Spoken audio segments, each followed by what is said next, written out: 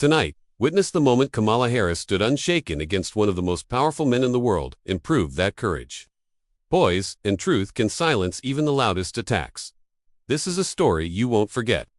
The room was alive with attention that could be cut with a knife. Every eye was fixed on the polished stage, where two of the most powerful figures in the country were about to face off. The air felt thick, like the moment before a storm breaks, charged with anticipation and raw energy. This wasn't just another debate or a routine interview. It was a collusion of personalities and politics at the highest level. On one side sat Donald Trump, the President of the United States, man known for his bold words and unshakable confidence. He was settled firmly in his chair, his posture sharp, his gaze steady and unyielding. Every muscle seemed ready to spring into action, as if he was already fighting the battle that was about to unfold. Across from him was Kamala Harris. The former vice president had quietly poised, but with a calm that suggested she had prepared herself for exactly this moment. She exuded a quiet strength, the kind that doesn't need to shout to command attention. The studio was buzzing, not with noise, but with something far more intense: expectation. The audience, both live and watching from afar, could sense the electricity. In the room, the cameras rolled, the lights blazed, and the anchor began his introduction. But before the first question could even land, the atmosphere had shifted. The space between these two leaders was not just physical, it was a battleground for ideas, pride, and power. Then, without warning, Trump leaned forward, breaking the fragile calm. His voice cut through the quiet like a whip. "I've seen you so many times, Kamala," he said, his tone sharp and pointed. "You've attacked my personality, my past, my family, my daughter, my wife." There was a flicker in the crowd. Some shifted uncomfortably. Others leaned in, eager for what was coming next. Trump's words were not just criticism, they were a direct challenge. He was reminding everyone of his power, his influence, and the weight of his position. "I am the President of the United States, the superpower of the world." His chest seemed to swell with pride as he spoke. He paused for effect, eyes narrowing. "Who are you? What's your current designation?" His question hung heavily in the air, daring her to respond. "You're not at my level to talk to me," he declared. "First, you need to stand at my level, then you'd be eligible." The crowd reacted immediately. Some murmured in agreement. Others exchanged uncertain glances. The anchor attempted to steer the conversation back on track, but Trump's momentum was unstoppable. He pressed on. "How do you seat someone not at my level in front of me?" His voice grew louder, his finger tapping the table for emphasis. "Trump is the only one. No one can be Trump." He leaned even closer. "In this world, there's only one Trump, the President of the USA, the superpower of the world. One and only, Mr. Donald Trump." The room seemed to hold its breath. The sheer force of his words filled the space, making it impossible to look away. For a moment, it felt like the world had shrunk to just this one man, this one bold declaration of power. Then, as if breaking a spell, Kamala Harris did something unexpected. She threw her head back and let out a sharp, confident laugh. It wasn't nervous. It wasn't dismissive. It was a sound full of clarity and strength. A laugh that echoed through the studio and sent ripples through the audience. The room shifted again, as if a new current had entered the water. Kamala straightened in her seat, her eyes locking on Trump with unwavering focus. She was unfazed, unshaken by the storm he had just unleashed. In that moment, it was clear she was not intimidated. She wasn't going to back down, and the crowd sensed it instantly. Her laughter wasn't just a reaction, it was a signal. The conversation was about to take a sharp turn. The challenge had been thrown. But now it was her turn to respond. The tension that had hung so heavy began to pulse with a new energy.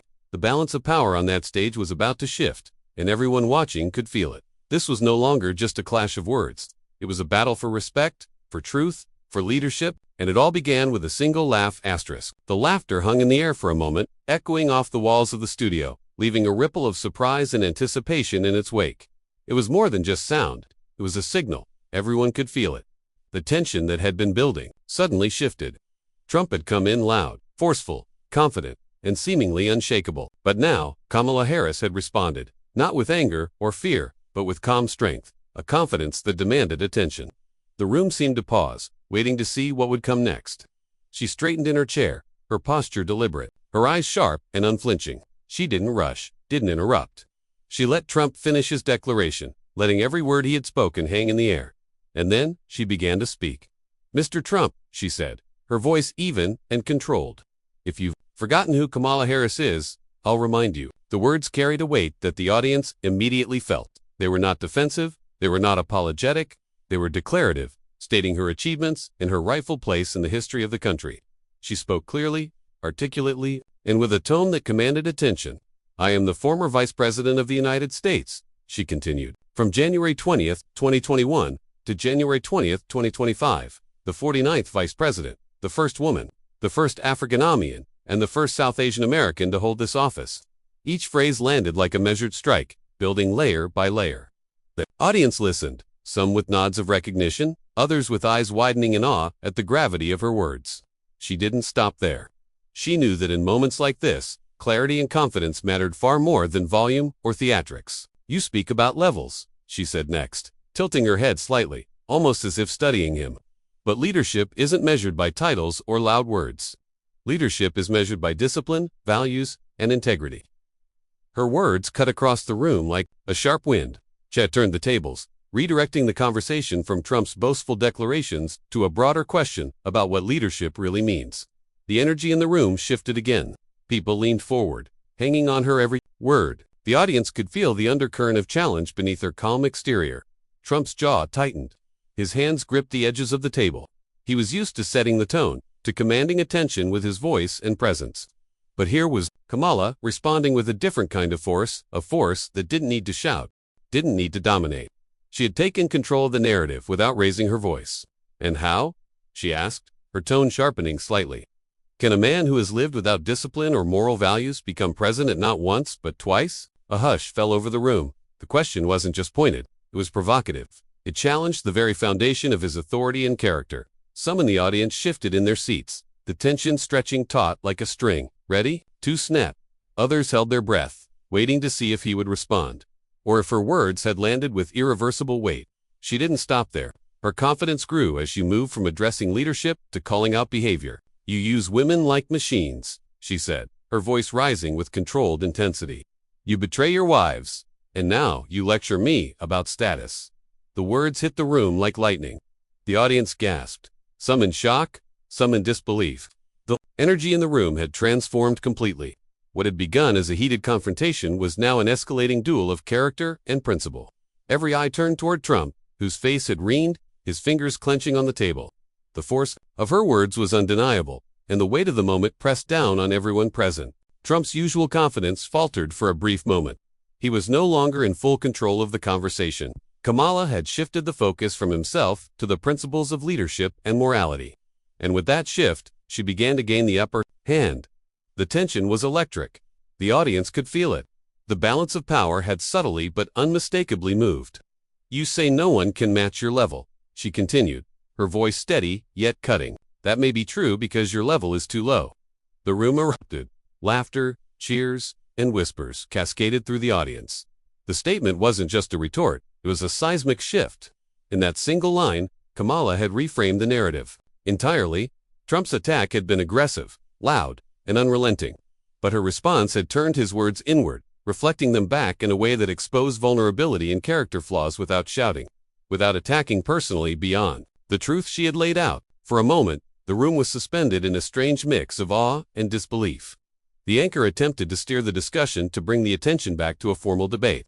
But the moment had grown beyond structure. It had become a spectacle, not of insults, but of sharp intellect, composure, and the kind of presence that commands attention simply through clarity and confidence. Kamala's calm intensity created suspense, a sense that the night was far from over, that the real battle had just begun. Every word she spoke felt measured, designed to land with maximum effect. The audience could feel the growing momentum, the anticipation building with each sentence. Trump had come in swinging, trying to dominate with volume and aggression, but she had turned the tide, setting the stage for an exchange that would be remembered long after the cameras stopped rolling. And then, with the room hanging on her, every word, she paused briefly, letting the gravity of her statement sink in. This pause was not empty. It was filled with suspense, with a quiet confidence that dared the room to react. She had claimed the narrative, and the anticipation of what would come next kept everyone on edge. The balance of power on that stage had shifted, and the night was just beginning. It was clear to everyone present. This was no ordinary confrontation. This was a collision of wills, intelligence, and character. The stage was set for what would become one of the most talked about exchanges in modern political history. Every word, every reaction, every subtle gesture was amplified, creating a tension that the audience could feel in their bones. And That moment, it was obvious Trump had started the fight, but Kamala Harris was about to define it. The room had shifted. What began as a confrontation dominated by volume and aggression had now taken on a different energy entirely. Donald Trump had come in forceful, confident, almost unyielding. But Kamala Harris had met that aggression, not with anger, but with precision, calm, and clarity. The audience could feel the tension crackling. And in that charged atmosphere, the moment that would define the exchange arrived. Kamala leaned slightly forward, her voice rising just enough to draw attention, yet controlled enough to command respect. She didn't rush her words. She didn't feel the need to yell. Every phrase landed deliberately, carefully, each one striking at the core of what Trump had tried to assert moments before. Her approach was surgical. She was dismantling the bluster piece by piece, exposing the cracks in his argument while maintaining her composure. "You say no one can match your level," she said, her tone deliberate. "That may be true because your level is too low." The statement struck like a thunderclap. The audience erupted laughter, gasps, murmurs of shock and astonishment all mixed together, creating a whirlwind of reaction that seemed almost impossible to control. What made the moment unforgettable was not just the words themselves, but the precision with which they were delivered. This was more than a comeback. It was a statement, a challenge, and a revelation all at once. Trump's jaw tightened, his hands gripping the table with visible force. The words had cut deeper than anything he had expected. In his mind, he had come prepared to dominate, to assert his authority, to remind everyone in the room of his power. But now, the script had flipped. He was reacting rather than dictating the control he usually wielded so effortlessly had been taken from him, and it was undeniable for anyone watching. Kamala had seized the narrative, and the momentum was shifting fast. Her words moved beyond mere rebuttal. They were a direct confrontation of character. "You use women like machines," she continued, her voice rising with sharp clarity. "You betray your wives, and now you'd lecture me about status." Each phrase landed with intentional force, cutting through the tension in a way that made the room almost vibrate. The audience could feel the weight of her words. They weren't just words. They were judgment, history, and truth, intertwined in a way that demanded attention. Every gaze turned to Trump. His face leaned further, a mixture of anger, frustration, and perhaps surprise flashing across it. He had expected resistance, but not like this. Not so direct, so pointed, and so grounded in facts that could not simply be dismissed. His attacks, once meant to dominate, now fell exposed, their edges blunt against her carefully constructed defense. Kamala's timing was flawless. She paused briefly after each line, letting the gravity of her words sink into the audience. This pause was strategic. It wasn't silence, it was suspense. A moment to let the impact settle before striking again. And strike she did. Her next statement escalated the intensity, carrying the tension in the room to new heights. "You came to power through undemocratic elections," she said. The phrase hit with a seismic weight. The murmuruses of the audience grew louder, a mix of shock, agreement, and disbelief. Every syllable seemed to echo, amplifying the impact of what she had just revealed. And she didn't stop there. If the truth comes out, the consequences could be severe. Her eyes bore into Trump, steady and unwavering. The implication was clear. Accountability was coming, and no amount of bluster could escape it. Trump reacted instinctively, standing abruptly. His chair scraped against the floor, a harsh sound that punctuated his fury. "Oh, hello, lady," he shouted, voice rising, hands gesturing wildly. "I've been respecting you, but you're targeting me again and again. I've never been involved in fake elections." His words were defensive, almost frantic, revealing that Kamala's calm precision had unsettled him in a way he had not anticipated. But Kamala didn't falter. Her composure remained unshaken. She didn't interrupt, didn't shout over him. Instead, she let the weight of truth carry the moment. "Donald," she said, her tone cutting yet controlled. "Learn to speak the truth. You don't have the courage to do it?" The clarity of her statement made the room hold its collective breath. No theatrics. No theatrics needed. Her words alone were enough to command attention, to challenge, to define the moment. The audience felt the tension spike again. Every reaction, every breath, every heartbeat seemed synchronized with the unfolding drama. Trump's attempts at aggression were met with calm precision. His anger was sharp and explosive, but Kamala's composure made it almost irrelevant. The contrast could not have been clearer. One leader reacting with uncontrolled fury, the other responding with measured clarity. Kamala's words were not simply defensive. They were a turning point. They reframed the conversation entirely. She shifted the focus from personal attacks to accountability, from ego to principle, from noise to truth. She had taken what could have been a simple verbal clash and transformed it into a statement about leadership, character, and responsibility. And in doing so, she gained the upper hand completely. Then came her most powerful line, delivered with subtle emphasis that made it land like a blow. Truth always matters, and leadership means standing when others walk away. The words reverberated across the room. They were not just directed at Trump, they were directed at the audience, at the viewers, at the history that was watching silently unfold. For a brief moment, the studio seemed suspended in time. Trump's red face, the clenched fists, the rapid breaths, each detail painted a picture of a man being challenged in a way he had not expected. Kamala's calm, unwavering gaze, her measured words, and her steady voice provided the counterpoint. A stark demonstration that power is not just in volume, but in control, in clarity, and in the ability to stand firm when the storm rages. The tension in the room was electric. The audience was on the edge of their seats, caught between two forces at the highest levels of power. It was no longer about who shouted louder or who interrupted first. It was about truth, meeting authority, character, confronting ego, and composure, overpowering aggression. Kamala Harris had not only defended herself, she had changed the entire tone of the exchange. And everyone present knew that what came next would only make this confrontation even more unforgettable. The night had started, with Trump aiming to dominate, to assert, to overwhelm, but Kamala's sharp, deliberate response had turned the tide. The clash was no longer simply about attack and defense. It was now about control, intelligence, and who could shape the narrative in the room.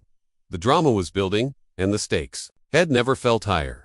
Every word, every glance, every pause was a signal that the climax of this confrontation was approaching, and no one could predict what would happen next. The tension in the room had reached a boiling point. Donald Trump's face was flushed, his voice sharp, his hands trembling with energy he could no longer contain. He had tried to dominate the stage with his words, to assert control through sheer force. But now the dynamic had shifted. Kamala Harris had taken the momentum, and the audience could feel it in every heartbeat of the room. It was as if the balance of power had changed silently but completely, and Trump realized it. The shift was subtle at first, almost imperceptible, but by now it was undeniable. Trump's voice rose again, louder and more frantic than before. "Oh, hello, lady," he shouted, his tone straddling between indignation and anger. "I've been respecting you. I've never been involved in fake elections." The words burst out of him, carried on a wave of frustration. The room reacted instantly. Some people gasped, some murmured, others leaned in, sensing that the intensity had just doubled. Each syllable seemed to tremble with the weight of desperation, revealing that the carefully constructed wall of confidence he usually projected was beginning to crack. Every hand in the studio felt the energy spike. The cameras captured every moment, every gesture, every movement, freezing them in the eyes of the audience. Trump slammed his hand down on the table as if trying to anchor himself, but even that was insufficient. He had been challenged in a way he hadn't faced before.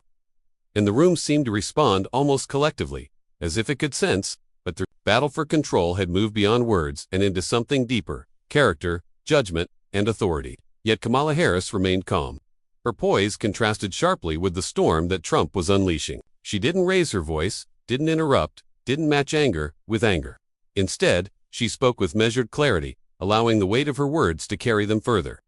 "Donald," she said, her tone firm yet smooth, "learn to speak the truth. You don't have the courage to do it." The words were precise, direct, and unavoidable. There was no room for denial, no escape hatch. They cut deeper than any shout, deeper than any slam on a table. The audience felt the shift immediately. The dynamic had changed from confrontation to accountability. Trump's anger, which had once dominated the space, now seemed almost chaotic, unpredictable, and even a little desperate. Kamala's calm, deliberate delivery drew every eye, every ear, every attention in the room to her. The more Trump raised his voice, the more his words seemed to lose power, while Kamala's steady tone anchored her authority. It was a demonstration of how composure could outweigh aggression, how clarity could outshine chaos.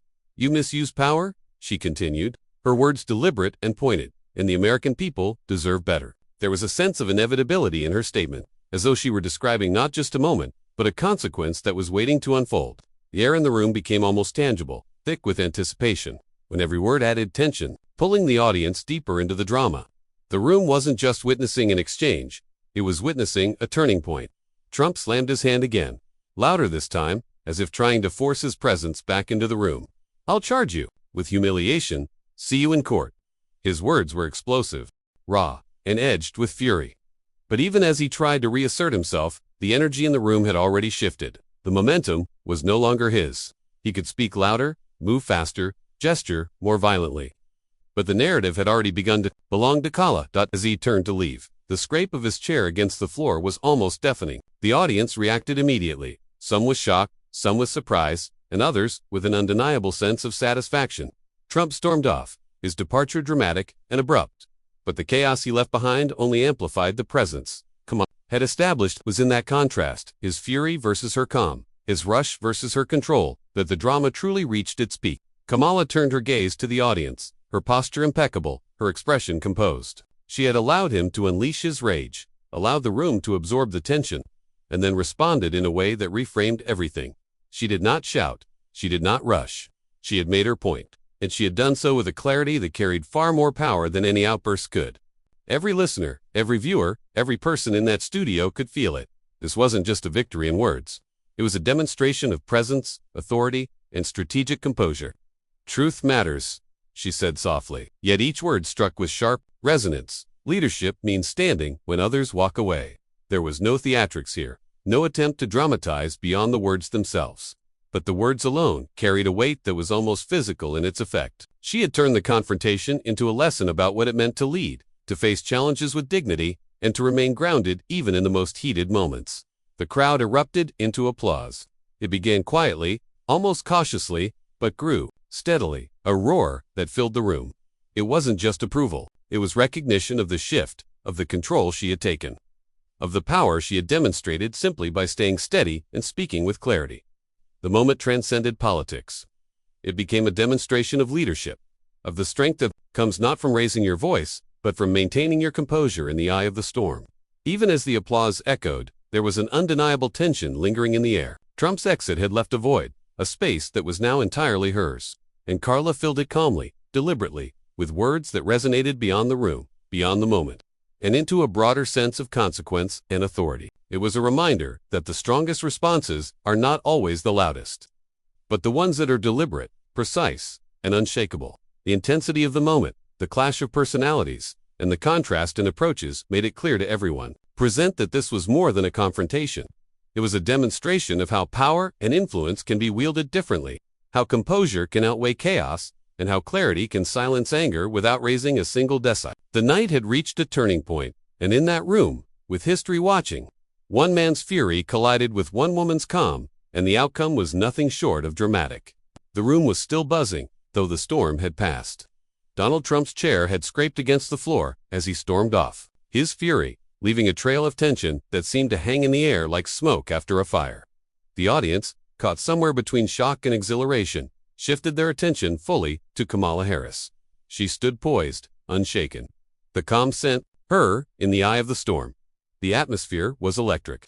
What had just happened wasn't simply an exchange of words. It was a battle for control, for presence, for authority. And in that instant, Kamala Harris had claimed it. She turned slowly, scanning the room, her eyes meeting the gaze of every person she could reach.